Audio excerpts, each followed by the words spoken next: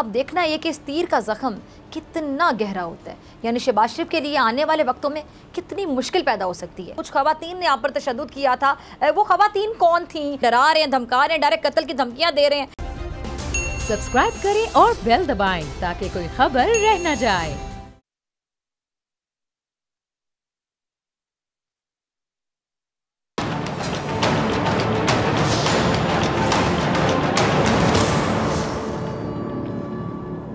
अस्सलाम वालेकुम नाज़रीन, मैं हूं डॉक्टर फ़िज़ा अकबर खान और मैं हूं पाकिस्तान और आप देख रहे हैं पाकिस्तान के सबसे बड़े न्यूज़ चैनल का नंबर 1 प्रोग्राम ऐसे नहीं चलेगा। सियाना बनने और सियाना होने में ना बड़ा फ़र्क होता है और हर किसी की कोशिश होती है कि वो जहानत से अगले को मुतासिर कर दे या फिर अगले से अपनी चालाकी के ज़रिए बरतरी हासिल कर ले। अब ऐसी ही कहानी जिसमें प्रोफेसर साहब अपने एक शरारती स्टूडेंट की सारी चालाकी को निकाल बाहर करते हैं। अच्छा, वो शरारती तालिब इल्म खुद को अपने उस्ताद से ज़्यादा सियाना समझता था, लेकिन प्रोफेसर साहब के तजर्बे के आगे उस शरारती तालिब इल्म को लेने के देने पड़ गए। किस्सा कुछ यूँ है कि एक मरतबा प्रोफेसर साहब इंतहाई अहम मौजू पर लेक्चर दे रहे थे। जैसे ही प्रोफेसर साहब ने ब्लैक बोर्ड पर कुछ लिखने के लिए अपना रुख पलटा तो इसी दौरान किसी तालिब इल्म ने सीटी मारी, जिस पे प्रोफेसर साहब ने मुड़कर पूछा कि किसने सीटी मारी है, तो कोई भी जवाब देने पर राज़ी ना हुआ। जाहिर बात है, कैसे मानता कोई कि मैंने सीटी मारी प्रोफेसर साहब। अच्छा, प्रोफेसर साहब उन्होंने तमाम जो तलबा थे उनकी खामोशी देखकर अपना कलम बंद करके जेब में रखा, रजिस्टर उठाकर चलते हुए कहा कि मेरा लेक्चर अपने इख्तिताम को पहुंचा और बस आज के लिए इतना ही काफ़ी है। लेकिन फिर अचानक से प्रोफेसर साहब चलते चलते रुक गए। उन्होंने अपना रजिस्टर वापस रखते हुए तलबा से कहा कि चलो मैं आपको एक किस्सा सुनाता हूँ ताकि जो पीरियड इसका वक्त भी पूरा हो जाए। अच्छा, प्रोफेसर कहने लगे कि रात मैंने सोने की बड़ी कोशिश की लेकिन नींद आंखों से बहुत दूर थी। मैंने सोचा कि बाहर जाकर कार में पेट्रोल डलवा लेता हूँ ताकि उस वक्त पैदा हुई जो कुछ यकसानियत है वो शायद ख़त्म हो जाए, मेरा सोने का मूड भी बन जाए और मैं सुबह सवेरे पेट्रोल डलवाने की इस ज़हमत से भी बच जाऊँगा। फिर मैंने पेट्रोल डलवा कर उसी इलाके में ही वक्त गुजारी के लिए इधर उधर ड्राइव करना शुरू कर दिया। फिर काफ़ी देर घूमने फिरने के बाद मैंने घर वापसी के लिए कार मोड़ी तो मेरी नज़र सड़क के किनारे खड़ी एक लड़की पे पड़ी। वो लड़की नौजवान और ख़ूबसूरत तो थी मगर साथ में बनी संवरी भी हुई थी। उसको देखकर ऐसा लग रहा था जैसे वो किसी पार्टी से वापस आ रही है। मैंने कार उसके पास जाकर रोकी और पूछा कि क्या मैं आपको आपके घर छोड़ दूँ? जिस पर लड़की कहने लगी कि अगर आप ऐसा कर दें तो बहुत मेहरबानी होगी, मुझे रात के पहर सवारी नहीं मिल पा रही। अच्छा, फिर लड़की अगली सीट पर मेरे साथ ही बैठ गई। वो लड़की गुफ्तगू इंतहाई मुहज़्ज़ब और सुलझी हुई करती थी। हर मौजू पर मुकम्मल अबूर उसको हासिल था, यानी इल्म सकाफ़त पर उस लड़की को शानदार गिरफ्त हासिल थी। मैं जब उसके बताए हुए पते पर उसके घर पहुंचा तो उसने एतराफ़ करते हुए कहा कि उसने मुझ जैसा बाशऊर और नफीस इंसान कभी नहीं देखा और उसके दिल में मेरे लिए मोहब्बत पैदा हो गई, ये उसने मुझे कह दिया। अच्छा, प्रोफेसर साहब ने अपनी बात को जारी रखते हुए कहा कि मैंने भी उस लड़की को साफ साफ बता दिया कि आप भी एक अच्छी खातून हैं और मुझे भी आपसे इंतहाई मोहब्बत हो गई है एक ही मुलाकात में। साथ ही मैंने उसे बताया कि मैं यूनिवर्सिटी में प्रोफेसर हूँ, PhD डॉक्टर हूँ और मुआशरे का मुफीद फ़र्द हूँ। अच्छा, लड़की ने मेरा टेलीफ़ोन नंबर मांगा जो मैंने उससे बिला किसी हिचकिचाहट के दे दिया। अब मेरी यूनिवर्सिटी का सुनकर उसने खुश होते हुए कहा कि मेरी आपसे गुजारिश है। मैंने कहा गुजारिश नहीं, आप हुक्म करें। लड़की कहने लगी कि मेरा एक भाई आपकी यूनिवर्सिटी में पढ़ता है, आपसे गुजारिश है कि आप उसका ख्याल रखा कीजिए। मैंने कहा कि ये तो कोई बड़ी बात नहीं है, आप बस अपने भाई का नाम बता दें। कहने लगी मैं उसका नाम नहीं बता सकती लेकिन आपको एक निशानी बता देती हूँ जिसकी वजह से आप उसे फ़ौरन पहचान जाएंगे। मैंने कहा कि क्या है वो ख़ास निशानी जिससे मैं उसे फ़ौरन पहचान लूँगा? खातून कहने लगी कि मेरा भाई सीटियाँ मारना बहुत पसंद करता है। अच्छा, प्रोफेसर साहब का इतना कहना था कि क्लास के हर तालिब इल्म की नज़र गैर इरादी तौर पर उस लड़के की तरफ उठ गई जिसने सीटी मारी थी। अच्छा, प्रोफेसर साहब ने उस लड़के को मुखातिब करते हुए कहा कि उठो, तुम क्या समझते हो कि मैंने ये PhD की डिग्री घास चुरा कर ली है? फिर प्रोफेसर ने उस सीटी मारने वाले शरारती बच्चे को क्लास के सामने मुर्गा बना दिया। अब इस कहानी में बच्चा अपनी चालाकी दिखाने के चक्कर में मुश्किल में पड़ गया क्योंकि वो जिस प्रोफेसर को चक्कर देने की कोशिश कर रहा था उस प्रोफेसर का तजर्बा उस शरारती बच्चे के मुकाबले में बहुत ज़्यादा था। इसलिए शरारती लड़का प्रोफेसर के हाथ लग गया, यानी शरारती लड़का प्रोफेसर साहब के साथ हाथ करना चाहता था लेकिन उल्टा प्रोफेसर साहब ने अपनी जहानत के साथ उस बच्चे के साथ हाथ कर दिया। अब यही हाल आजकल हमारी सियासत का भी है जिसमें अपोजिशन हुकूमत एक दूसरे को चक्कर देना शुरू हो गई है और इस हवाले से सियासी जोड़ तोड़, सियासी राब्तों में आए दिन तेज़ी देखने में आ रही है। अच्छा, अपोजिशन अपनी जहानत का जादू जगाकर हुकूमत को इक़्तिदार से हटाना चाहती है और हुकूमत भी अपने दिफा में अपनी जहानत का इस्तेमाल करने की कोशिशों में लगी हुई है।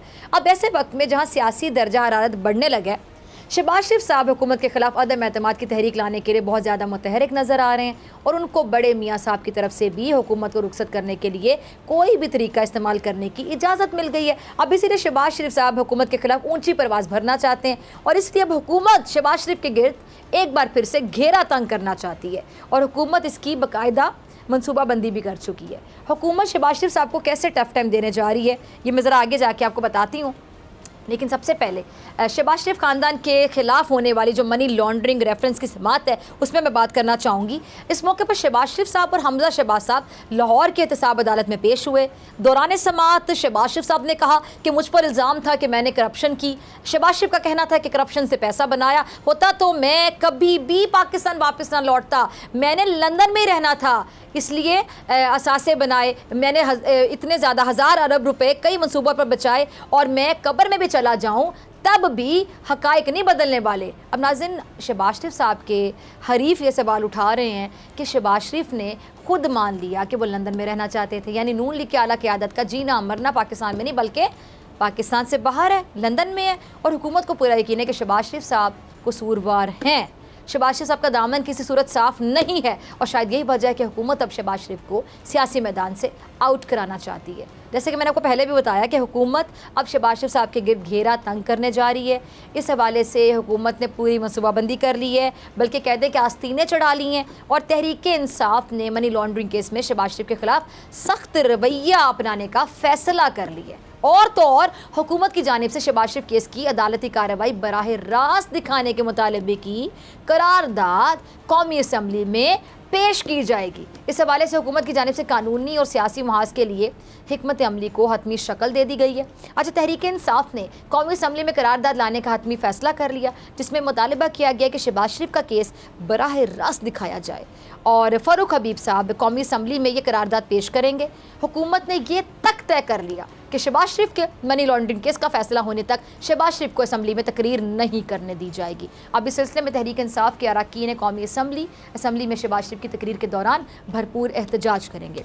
अब हुकूमत ने शहबाज शरीफ की जोड़ तोड़ की सियासत देखते हुए शहबाज शरीफ के लिए मुश्किलात पैदा करने की कोशिशें शुरू कर दी हैं, यानी अपोजिशन हुकूमत से ज़्यादा अपनी जहानत साबित करना चाहती है और हुकूमत भी अपनी बरतरी और अपनी जहानत ज़ाहिर करना चाहती है। अब हुकूमती मोर्चों से एहतसाब का जो तीर है वो एक बार फिर से शहबाज शरीफ को आ लगा है। अब देखना ये कि इस तीर का ज़ख्म कितना गहरा होता है, यानी शहबाज शरीफ के लिए आने वाले वक्तों में कितनी मुश्किल पैदा हो सकती है। आखिर शहबाज शरीफ के वार पर लीगी रहनुमा मरियम औरंगज़ेब साहिबा हुकूमत और एहतसाब के इदारों पर एक बार फिर से बरस रही हैं और क्या कहना है उनका ज़रा देखिएगा। जी, तो सुना आपने मरियम औरंगज़ेब साहिबा को, वो हुकूमत पर बरस रही हैं, हुकूमत को ताने दे रही हैं और कह रही हैं कि शहबाज शरीफ पर आज तक एक इल्ज़ाम साबित नहीं हो सका। तमाम इदारों को इमरान खान ने शहबाज शरीफ के खिलाफ इस्तेमाल किया, हर किस्म का कानून इस्तेमाल करके शहबाज शरीफ पर इल्ज़ाम लगाया गया। वज़ीर आज़म सिर्फ शहबाज शरीफ को जेल भिजवाने के लिए अफसरान की भर्तियाँ करते हैं। इमरान खान ने ईस्ट रिकवरी जो यूनिट है वो इसलिए खड़ा किया ताकि शहबाज शरीफ को जेल में डाला जा सके। अच्छा, मरियम औरंगज़ेब ने हुकूमत पर यह इल्ज़ाम भी लगाया कि हुकूमत ने नैब चेयरमैन को बुलाया और नैब न्याजी गठजोड़ ये बना और बाहर से जो डेविड रोज को बुलाया गया, शहबाज शरीफ के खिलाफ बाकायदा स्टोरी प्लांट कराई गई, जबकि डेली मेल ने कहा था कि हमें तो शहजाद अकबर ने शहबाज शरीफ के खिलाफ केस बनाने को कहा था और हमारे पास शहबाज शरीफ के खिलाफ कोई सबूत तक नहीं है, जबकि NCA ने भी ये कहा कि हमें शहबाज शरीफ के खिलाफ कोई भी मनी लॉन्ड्रिंग के सबूत नहीं मिले हैं। अब मरियम औरंगज़ेब शहबाज शरीफ की बेगुनाही पर तबसरा कर रही थी, बेगुनाही पर, और हुकूमत पर इंतकामी कार्रवाइयों के बाकायदा इल्ज़ामात लगा रही थी। नून लीग के कहने का मकसद सिर्फ ये है कि जी हुकूमत अपने खिलाफ होने वाली जोड़ तोड़ की सियासत से बाकायदा डरी हुई है, घबराई हुई है, इसलिए अब हुकूमत एक बार फिर से इंतकामी कार्रवाई का निशाना बनाना चाहती है। लेकिन शहबाज गिल वो शहबाज शरीफ साहब की बेगुनाही के कसीदे पढ़ने को मुस्तरद कर रहे हैं जो मरियम औरंगज़ेब साहिबा ने पढ़े थे। ज़रा चलाइएगा क्लिप इनका। जी, तो सुना आपने शहबाज गिल साहब को। शहबाज गिल साहब मरियम औरंगज़ेब की हर बात को झूठ करार दे रहे हैं, शहबाज गिल ने मरियम औरंगजेब पर जवाबी वार करते हुए सवाल उठाया कि तहकीकात तो सलमान शहबाज केस पर हुई, ऐसे में शहबाज शरीफ कहां से बरी हो गए। शहबाज गिल ने यह भी सवाल उठाया कि अगर शहबाज शरीफ ने कोई करप्शन नहीं की तो 15 से 16 लोगों के अकाउंट्स में 16 अरब रुपए कैसे डाले गए। अच्छा, हुकूमती तर्जुमान ने शहबाज शरीफ की करप्शन पर से पर्दा तो उठाया, साथ ही उन्होंने मरियम औरंगजेब को झूठा करार देते हुए कहा कि मरियम औरंगजेब सोते हुए भी झूठ बोलती हैं। अगर झूठ का कोई अवार्ड मिलता तो मरियम बाजी को मिलता। मरियम साहिबा ने मीडिया और अवाम के सामने झूठ बोला। आज उन्होंने ताज़ा झूठ ये बोला कि लंदन अदालत ने शहबाज शरीफ को रिहा कर दिया। बार बार झूठ इसलिए बोला जा रहा है ताकि वो सच लगने लगे।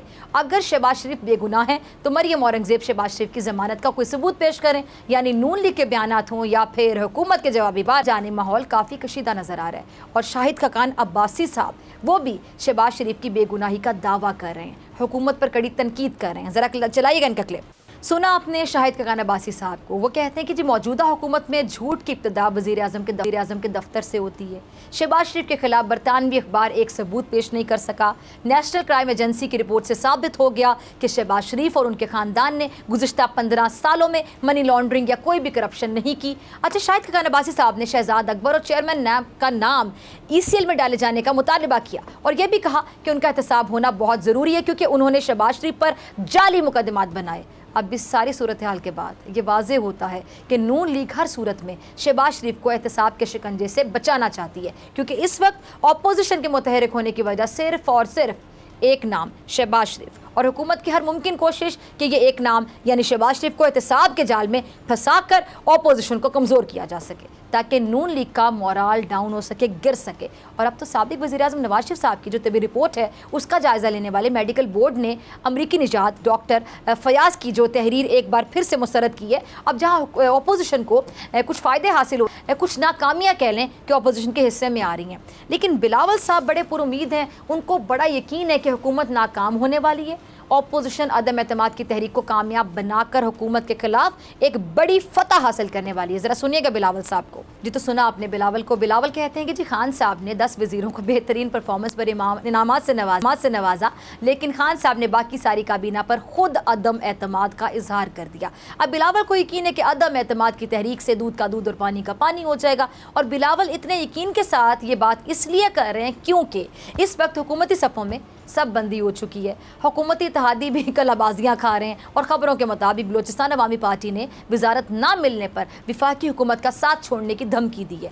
आज सेनेट का इजलास स्पीकर की ज़ेर सदारत मुनक्किद हुआ, जिसमें इत्तेहादी जमात बलोचिस्तान अवामी काबीना में नुमाइंदगी का मुतालबा किया और कहा कि जी अगर काबीना में नुमाइंदगी नहीं दी गई तो हम हुकूमत का साथ नहीं देंगे। बलोचिस्तान अवामी पार्टी के सेनेटर प्रिंस उमर अहमद ज़ई ने इस मुतालबे के हक़ में ऐवान से एहतजाजन वॉकआउट भी किया। वॉकआउट करने पर पीपल्स पार्टी ने बलोचिस्तान अवामी पार्टी को अपोजिशन की बेंचों पर आने की पेशकश की और सेनेटर शहरी रहमान ने कहा कि गुजारिश है कि बलोचिस्तान अवामी पार्टी अपोजिशन बेंचेस पर आ जाए। बलोचिस्तान अवामी पार्टी के वॉकआउट के बाद मीडिया से गुफ्तगू करते हुए शिबली फराज साहब का कहना था कि बलोचिस्तान अवामी पार्टी का मुतालबा है कि बलोचिस्तान के अवाम की मुश्किलात हल करने के लिए उन्हें विफाक से सपोर्ट दरकार है, जो हम उन्हें दे रहे हैं। बलोचिस्तान अवामी पार्टी वाले हमारे इत्तेहादी हैं और रहेंगे। अब एक तरफ हुकूमती इत्तेहादी हुकूमत के लिए मसाइल पैदा कर रहे हैं और वहीं पर तरीन ग्रुप भी हुकूमत के लिए मुश्किलात बढ़ाना शुरू हो गया। खबरों के मुताबिक मुस्लिम लीग नून के काफ लीग के साथ राब्ते के बाद तरीन ग्रुप ने भी चौधरी बरादरान से मुलाकात करने की कोशिशें शुरू कर दी हैं। ज़राए का कहना है कि तरीन ग्रुप के अरकान के बाहमी राब्तों का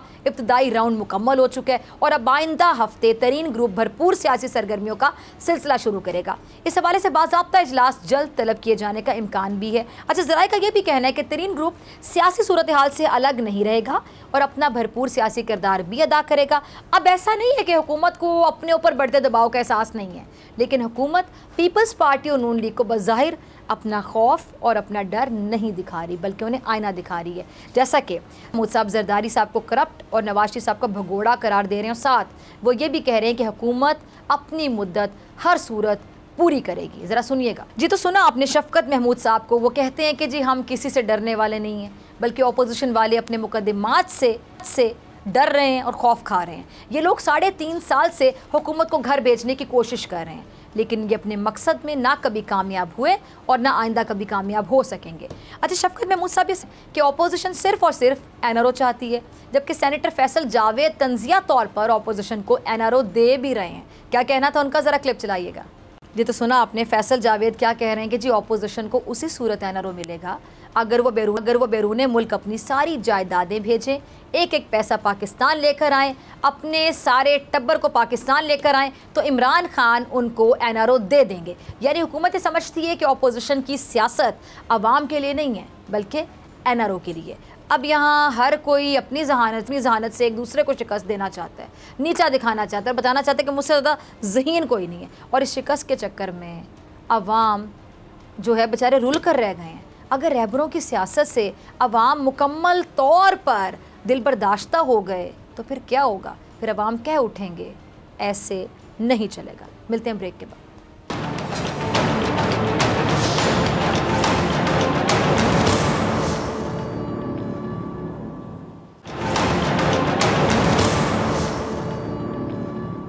वेलकम बैक नाजरीन। वफाकी वज़ीर ख़जाना शौकत तरीन ने तस्दीक की है कि सऊदी अरब से लिए गए कर्ज़ के मुआहदे में ये शर्त शामिल है कि अगर पाकिस्तान किसी कर्ज़ प्रोग्राम में नादहिंदा हो जाता है तो उस सूरत में 72 घंटों में सऊदी कर्ज़ वापस करना पड़ेगा। उन्होंने कहा कि हमारी बरामदात बढ़ रही हैं, तरसीलात ज़र की शरह भी अच्छी है, इसलिए मेरे ख्याल में इसमें तोसी नहीं करवाई जाएगी।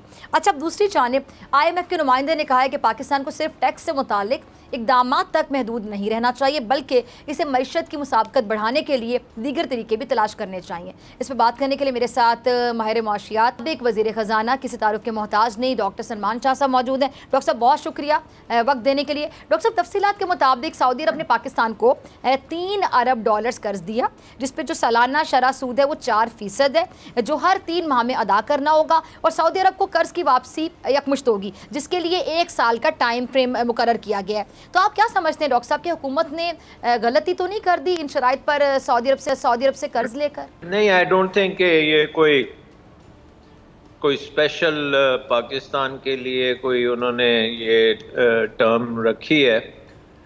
ये उनके सऊदी फंड फॉर डेवलपमेंट जो है उसके एक अदारा है जिसने ये लेंडिंग की है और उसकी ये स्टैंडर्ड प्रैक्टिस है।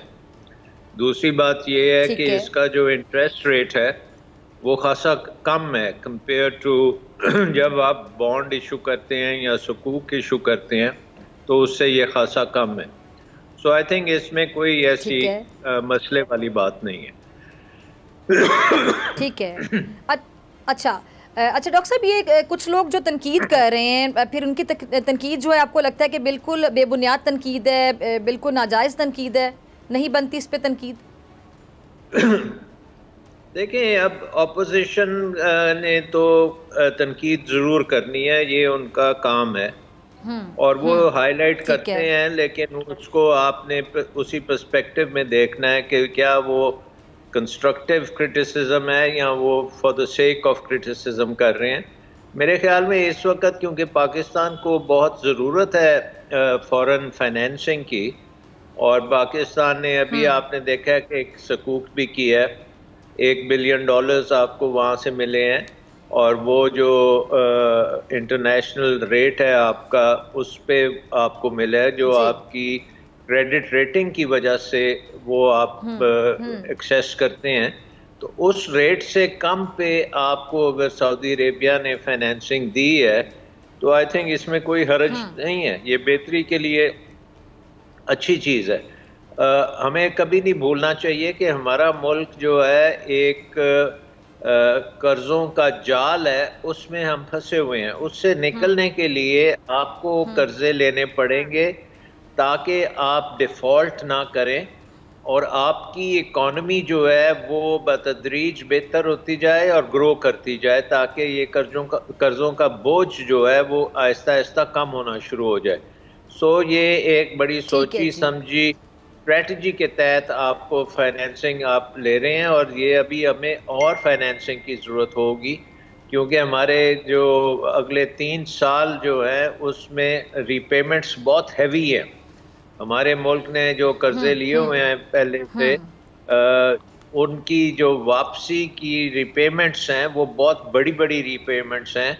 सो उनको रिपे करने के लिए हमें नए कर्जे लेने पड़ेंगे और हमें इंटरनेशनल मार्केट से भी कर्जे लेने पड़ेंगे, और IMF प्रोग्राम इस वजह से बहुत ही ज़रूरी है पाकिस्तान के लिए। ठीक है जी डॉक्टर साहब, आगे चलते हैं जी। वर्ल्ड बैंक ने 2 पेशगी शराइत पर अमल दरामद की सूरत में पाकिस्तान को कम से कम 35 करोड़ डॉलर का कर्ज देने के इशारे दिए हैं। अब ये 2 शराइत क्या हैं जी कि जी जो सूबे हैं वो फेडरल बोर्ड ऑफ रेवेन्यू के प्रॉपर्टी वैल्यूएशन रेट्स को अपनाएंगे और मुल्क भर में जो अशिया और खिदमात पर यकसा सेल्स टैक्स सिस्टम लागू होगा। तो क्या ये करना हुकूमत के लिए मुमकिन होगा डॉक्टर साहब? देखिए, अब जब सूबे कुछ बोरो करते हैं, क्योंकि बहुत से हमारे जो बोरोइंग है इंटरनेशनल बोरोइंग वो सूबों में होती है और सूबों में आपके प्रोजेक्ट्स होते हैं, तो सूबों को भी उनको सर्विस करने के लिए उनके पास आमदन होनी ज़रूरी है। अनफॉर्चुनेटली जब आप कर्जा लेते हैं तो उसकी वापसी ज़रूरी चीज़ है और उसके ऊपर जो भी सूद वगैरह है वो भी आपको देना पड़ता है। तो इसलिए आई थिंक कि वो जो आपके पास फाइनेंसिंग कैपेबिलिटी है सूबों की, उसको वो बेहतर करना चाहते हैं और ये एक नॉर्मल चीज़ है, क्योंकि पाकिस्तान में ज़्यादातर टैक्सेस जो हैं वो फेडरल गवर्नमेंट कलेक्ट करती है, सूबे कलेक्ट नहीं करते। सूबे बहुत कम कलेक्ट करते हैं अपनी रेवेन्यू, क्योंकि नेशनल फाइनेंस कमीशन में सूबों को फेडरल गवर्नमेंट बहुत ज़्यादा शेयर देती है, पैसे देती है उनको अपनी डेवलपमेंट के लिए, तो वो खुद अपने रेवेन्यूज़ रेज नहीं करते। सो इन अ वे ये एक रिफॉर्म का हिस्सा है कि सूबे भी अपनी रेवेन्यू रेज करें ताकि वो अपने सूबे में डेवलपमेंट प्रोग्राम्स कर सकें। सो आई थिंक ये अच्छा आप जी जी जी जी ये शर्त आप अपनी बात कंप्लीट करें डॉक्टर साहब जी। जी, ये इस किस्म की शर्तें जो हैं ये सिर्फ एक गुड हाउसकीपिंग टाइप की शर्तें हैं कि आप अपने फाइनेंशियल जो वायबिलिटी है उसको कॉम्प्रोमाइज़ ना करें और रेवेन्यू जनरेट करें ताकि आप डेवलप कर सकें। ठीक है। अच्छा डॉक्टर साहब, वज़ीर ख़ज़ाना शौकत तरीन साहब ने कहा था कि जी जो FATF में हमारे खिलाफ जिन ममालिक ने पोजीशन ली हुई वो हमारे दोस्त हैं और हुकूमत के मुताबिक पाकिस्तान ने जो सारे पॉइंट उस पर अमल कर लिए, सिर्फ एक रहता है। तो आपको क्या लगता है कि कुछ ममालिक नहीं चाहते कि पाकिस्तान FATF से निकले? क्या हमें फाइनेंस रूल्स में मज़ीद कानून साजी करने की ज़रूरत होगी? देखें, एक बात है कि पाकिस्तान में जो निज़ाम है ना, FATF आपके बैंकिंग निज़ाम को फुल प्रूफ बनाना चाहता है कि उससे ना तो टेरर फाइनेंसिंग हो और ना ही मनी लॉन्ड्रिंग हो। अब हमारे मुल्क में आज तक किसी को मनी लॉन्ड्रिंग पे सज़ा नहीं हुई और हमें पता है कि हमारे बैंकों के ज़रिए बेशुमार मनी लॉन्ड्रिंग होती रही है, हत्ता कि हमारी लीडर्स भी ये काम करते रहे हैं और उन्होंने बैंकिंग सिस्टम को इस्तेमाल किया है, फिक्टिशियस ट्रांसफर्स करके फिर एक किस्म का राउंड ट्रिपिंग कराई है और वो अब एक आलमी स्टैंडर्ड का बैंकिंग सिस्टम में ये मुमकिन नहीं होना चाहिए। ठीक है जी, बहुत शुक्रिया डॉक्टर साहब आपके वक्त के लिए। नाज़रीन, आपसे मुलाकात होगी इस ब्रेक के बाद।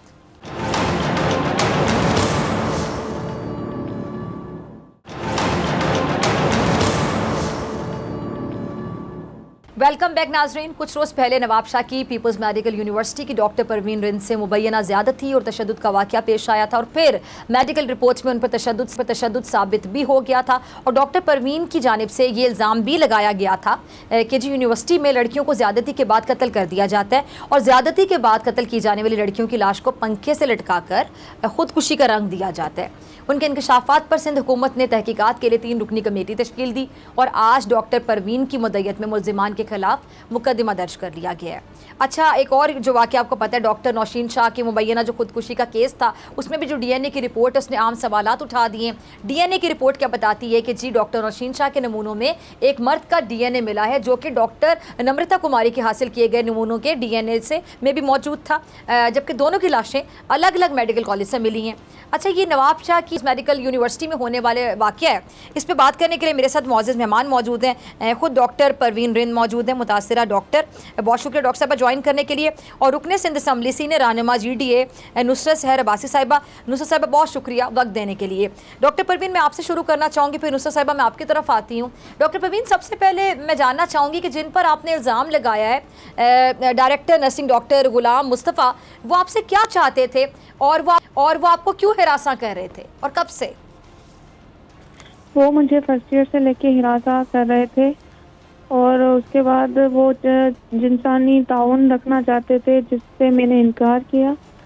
तो इस वजह से मतलब उन्होंने मुझे हरासमेंट की और मिलके सारी कम्युनिटी ने मुझे मिलके हरासमेंट की। साहिबा मैं आपकी तरफ आती हूँ, जितनी बात उन्होंने की आपने भी सुनी होगी, फिर जैसे वो आती हूँ उनसे मजीद बात करती हूँ। नुसरत साहिबा क्या हो रहा है, मतलब मेडिकल यूनिवर्सिटीज़ में लड़कियाँ बड़ा मेरिट अचीव करके जाती हैं डॉक्टर बनने के लिए, और आपको भी पता है कि डॉक्टर बनना आसान नहीं होता, बड़े नंबर चाहिए होते हैं, बहुत ही एक्स्ट्रा ऑर्डिनरी स्टूडेंट्स होते हैं जो इतने अच्छे मार्क्स लेकर वहाँ तक जाते हैं, फिर डॉक्टर बनते हैं, नाम रोशन करते हैं माँ बाप का भी, मुल्क का भी। तो वहाँ पर अगर इस तरह के वाक़यात पेश आएँ, कैसे देख रही हैं आप, कितना अफसोस का मुकाम है?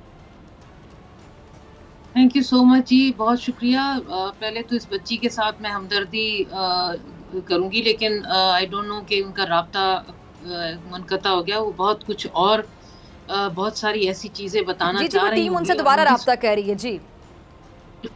तो ये पहला वाक़या तो है नहीं, और सिर्फ मेडिकल यूनिवर्सिटीज़ में नहीं है ये, हर यूनिवर्सिटीज़ में मुख्तलिफ। कराची यूनिवर्सिटी में आपको याद होगा कितने हरासा के वाक़यात हुए, चीखों पुकार मची, हड़तालें की गई, प्रोटेस्ट की गए। इसी तरह स्कूलों में कई वाक़यात ऐसे हैं जो हमें रिपोर्ट नहीं होते। लड़कियां बच्चियां, आपको खुद पता है कि ख़ास तौर पर अब बच्चियां तो बच्चियां है ना, लेकिन लड़के भी बताते हुए डरते हैं। तो बच्चियां तो उससे ज़्यादा उनका मामला सेंसिटिव होता है। एक तो गांव गोठों की, आपकी देहातों का, आपको कराची का तो अपना जो है सो है, यहाँ भी हालात वैसे, लेकिन गांव गोठों में छोटे छोटे इलाकों से जब बच्चियां पढ़ के यूनिवर्सिटीज तक पहुंचती तो बहुत बड़ी बात होती है भैया। जब उन तक ये यूनिवर्सिटी तक पहुंचेंगी और फिर उसके बाद वहाँ हॉस्टल दूर के इलाकों से माँ बाप कितना पैसा उन पर लगाते हैं कि चले, और हिम्मत की बात है। मैं तो ऐसे माँ बाप को सलाम पेश करती हूँ। और कितने ख्वाब लेकर वो जाती हैं कि यहाँ से हम डिग्री लेके आगे अपने कदमों पे खड़े होंगे, अपना करियर बनाएंगे। सलाम है कि माँ बाप उनको इतना सपोर्ट करते हैं, पता नहीं किस तरह पैसा खर्च करके वो वहां तक अपनी बच्चियों को पहुंचाते हैं। फिर हॉस्टल्स का भी वो सारा सिस्टम अवेल कर रहे होते हैं।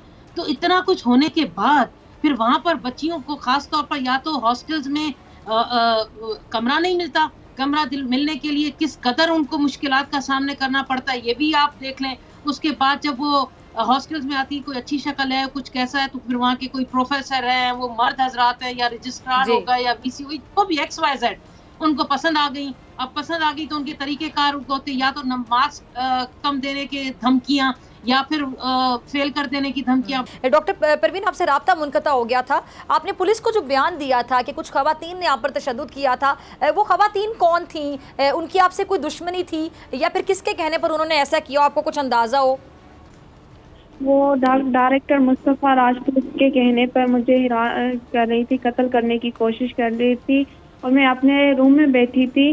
9 बजे का टाइम था, सुबह 9 बजे का टाइम था, मैं अपने रूम में बैठी थी। अचानक से आके उन्होंने दरवाज़ा लॉक किया और उसके बाद मेरा गला दबाया, मुझ पे तशद्दुद किया। जब मैं रो के और चिल्ला के मैं उनसे पूछ रही थी मुझे क्यों मारा जा रहा है, मुझे क्यों मारा जा रहा, उन्होंने मेरी सांस बंद कर दी, मेरा मुंह बंद कर दिया। जब मैं उनको छुड़वा के मैं भागने लगी और मैं अपने वालिदैन से कांटेक्ट करने लगी तो वो मुझे घसीटते हुए मुझसे मोबाइल छीनी और मुझे कांटेक्ट नहीं करने दिया जा रहा था और ऊपर से दीवारों पे मारा जा रहा था घसीटते। जब मैं बाहर की तरफ भागने लगी तो मुझे बाहर विंग में मारा गया, मुझे दीवारों पे मारा गया।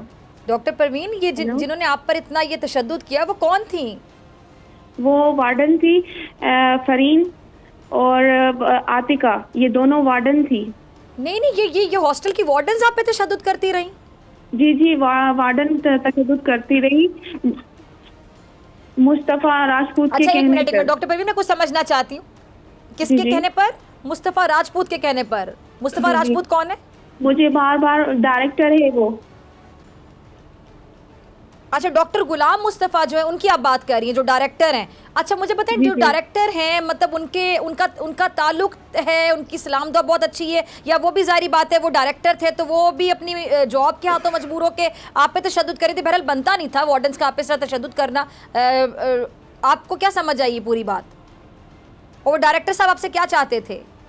वो डायरेक्टर मुझे बार बार हरासमेंट कर रहे थे, वक्तन मुझे हरासमेंट कर रहे थे, जिनसी हरासमेंट कर रहे थे। क्या कहते क्या थे? वो कहते क्या थे कि अगर आप उनकी बात मान लेंगी और अगर आप बात नहीं मानेंगी तो क्या करेंगे, इम्तिहान में आपको फेल करवा देंगे या आपको यूनिवर्सिटी से निकलवा देंगे, किस किस्म की धमकियां भी देते थे? कत्ल करवाने की कोशिश कर, वो बार बार यही बोल रहे थे हम आपको कत्ल करवाएंगे, अगर आपने हमारी बात नहीं मानी और आपने अगर हमारी बात आउट की तो हम आपको कत्ल करवाएंगे। मतलब डायरेक्ट आपको कत्ल करवाने की धमकी दे दी जाती थी। यहाँ तक सिर्फ नहीं कहा जाता था कि आपको एग्जाम में फेल करवा देंगे, डायरेक्ट आपको कहते थे जान से मार देंगे अगर बात नहीं मानेंगी। और बार बार यही मुझे बोला जा रहा था कि आपका पंखे में लाश लटक कर दिखाया जाएगा पूरी सिंध में, पूरे पाकिस्तान में, और बोला जाएगा यही कि खुदकुशी है। अच्छा, मुझे एक छोटी सी बात बता दें, फिर मैं नुसरत आपकी तरफ आ रही हूँ। आई होप कि आप सुन रही होंगी, आपको बात क्लियरली आ रही होगी। डॉक्टर परवीन, ये बताइएगा कि आपके साथ जो बाकी डॉक्टर्स वहाँ पे पढ़ रही थी, स्टूडेंट्स, उनके साथ भी किसी के साथ इस किस्म की बातें की जा रही थी? क्योंकि लड़कियाँ आपस में भी डिस्कस कर लेती हैं कि मुझे भी इस तरह किया जा रहा है, मुझे भी कहा जा रहा है, या सिर्फ आपके साथ हो रहा था सब? नहीं, वैसे तो सारों के साथ हरासमेंट ये होती आ रही है। वो लड़कियां इस वजह से चुप है क्योंकि मतलब बोला जाता है कि आपकी एडमिशन कैंसिल होगी। आपको कितनी लड़कियों ने खुद बताई ये बात? ऑलमोस्ट कितनी लड़कियां हैं जिन्होंने आपको बताया? 10, 12, 13, काफी ज्यादा तादाद में? सबने के सारों के साथ हो रहा था? बहुत सारी लड़कियां, बहुत सारी। तकरीबन अगर आप गिन के बताएं, गिनती में बताना चाहें, अंदाजन कितनी होंगी? 10-12 लड़कियों ने आपको बताया अपने मुंह से कि ये उनके साथ हो रहा है? जी, 10-12 से भी ऊपर उन्होंने बताया कि हमारे साथ हरासमेंट हो रही है, लेकिन वो इस वजह से नहीं बोल पा रही क्योंकि बार बार उनको यही धमकाया जाता था कि आपकी एडमिशन हम कैंसिल करेंगे, आपको मार दिया जाएगा और आपका नाम खुदकुशी में ऐड किया जाएगा। ठीक है नुसरत साहिबा, मैं आपकी तरफ आ रही हूँ। मेरे कैसे मुझे सवाल पूछने की ज़रूरत नहीं है, कैसे देख रही हैं आप? चलें, आप तो कह रही थी ना कि शायद इम्तिहान में फ़ेल करने की धमकी दे दी होगी। वो कह रहे जी जान से मार देंगे, बात नहीं मानेंगी और आपको पंखे से लटका दिया जाएगा और लोगों को ये तासुर जाएगा कि आपने शायद खुदकुशी कर रही हो वगैरह। 10-12 से भी ज़्यादा लड़कियाँ ऐसी हैं जो खुद इनको बताती रही हैं कि हमारे साथ भी इस किस्म की बातें की जा रही हैं, हमें डराया जा रहा है। देखो जी, पहले तो मुझे इस बच्ची डॉक्टर परवीन पर बहुत नाज है कि इसने हिम्मत की है, क्योंकि जो 10-12 या 12 से ज़्यादा लड़कियां ना वो इसी खौफ और उसमें मुब्तला हैं कि या तो उनको मार दिया जाएगा, उनकी भी नायला रिन की तरह या निमरता की तरह या नौशीन की तरह बहुत अज़ियतनाक इन्होंने ये लम्हे देखे ना, खौफ डर के मारे कि हमारी इस तरह लाश लटकना माँ बाप के लिए अलग अजियत, पूरी दुनिया में जग हंसाई अलग, और जिस तरह लटकती हुई लाशें हमने देखी हैं, हमारे कलेजे इस वक्त छलनी है कि वो बच्चियां पढ़ने के ख्वाब लेकर गई थी और वहां पर उनके साथ जो हशर हुआ। तो पहले तो डॉक्टर परवीन की हिम्मत को सलाम के पेश करती हूँ। इस पर बड़ा प्रेशर होगा, आप भी समझ चाहिए कि इस पर इस कदर प्रेशर होगा कि इसको किसी तरीके से चुप करा दिया जाए या हरासा किया जाए या इसको इसके माँ बाप को डराया जाए। बहुत सारे ऐसी एस्पेक्ट आएंगे अभी और रिपोर्टें चेंज होंगी, बयानात तब्दील कराने की कोशिश की जाएगी।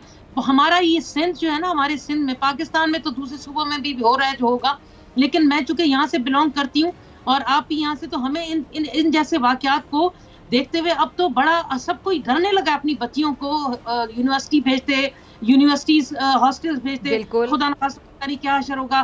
कराची जैसे कराची यूनिवर्सिटी में ऐसे वाकयात हुए हैं, तो मैं बाकी जामशोरो यूनिवर्सिटी को ले लो, आगे चलते हैं तो फिर ये लाड़काना हो गया, फिर नवाबशाह और बाकी कौन सी यूनिवर्सिटी रह गई हैं जहाँ पर बच्चियों के साथ इस तरह की बात। मेरा एक सवाल है, आप ये देखें, ये डॉक्टर परवीन बता रही हैं, डायरेक्टर का नाम ले रही हैं गुलाम मुस्तफ़ा, और बता रही हैं कि वो उनको धमकाते रहे, हरासा करते रहे। बहरहाल इसकी जब पूरी तफ्तीश होगी, तहकीकात में सारी चीज़ें सामने आएंगी कि ये खुद सबूत हैं, खुद बैठी बात कर रही टीवी पे। कोई भी लड़की टीवी पर आए इतनी बहादुरी से, इतना आसान नहीं होता है। पता नहीं कितनी ज़्यादा परेशान हो गई हैं, कितनी बेबस हो गई, फिर यहाँ तक आ गई। तो आप कैसे देखती हैं कि मतलब एक आप डायरेक्टर की पोस्ट पर बैठे हुए हैं और आप एक बड़ी कुर्सी का नाजायज़ फ़ायदा उठा रहे हैं, आप लड़कियों को हिरासा कर रहे हैं, डरा रहे हैं, धमका रहे हैं, डायरेक्ट कत्ल की धमकियां दे रहे हैं। तो ऐसे लोगों को तो ना सिर्फ जॉब से जाना चाहिए बल्कि इनको निशाने इबरत बनाना चाहिए, ताकि बाकियों को भी पता चले कि यहाँ पर एक डायरेक्टर ने किया था और हमने अपनी औकात में रहना है।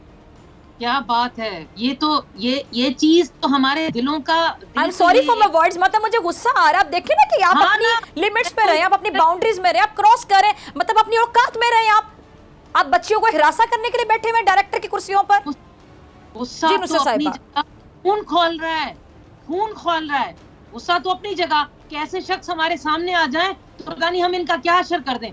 स्टेटमेंट दे रही है तो अपनी जान पर खेल कर दे रही है, तो इसका मतलब है वो नाम ले रही है, बिल्कुल दे रही है, वार्डन का नाम ले रही है। खुदा का वास्ता करने वालों, मैं तो इसलिए हम लोग डॉक्टर जो हमारी हेल्थ मिनिस्टर साहब आई, मुझे तो ये भी पता है उन दोनों वार्डन्स को तो बुलाए ना पहले कि कैसे आप लोगों ने तशद्दुद की है, आप लोग किसके कहने पे मारने गई उस लड़की को? ऐसे वाकयात हैं, बहुत सारे ऐसे वाकयात हैं, चैनल्स में कई ऐसी खवातीन जिन्होंने अपने नाम लिए, यूनिवर्सिटीज में है, सेक्रेटरी लेवल पर जो काम कर रही है गवर्नमेंट में, उन्होंने अगर हमें बताया कि हमारे साथ इस तरह का हिरासा किया जा रहा है, हमें चाय की कप पिलाते हैं और हमें कहा जाता है कि हमारे साथ अगर ऐसा नहीं करोगी तो तुम्हारी जॉब चली जाएगी।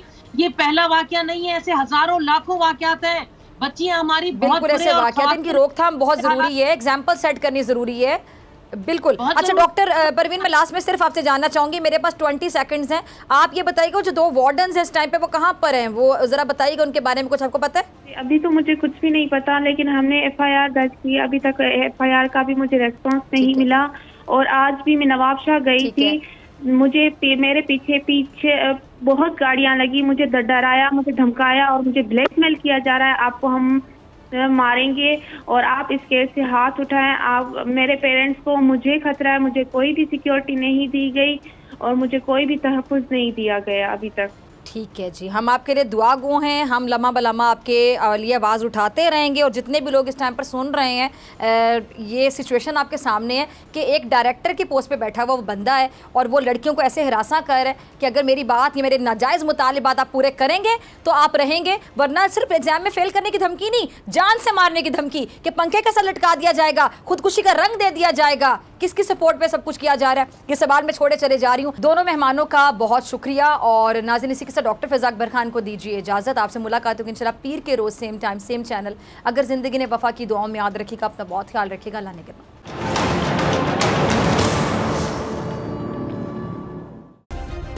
सब्सक्राइब करें और बेल दबाएं ताकि कोई खबर रह न जाए।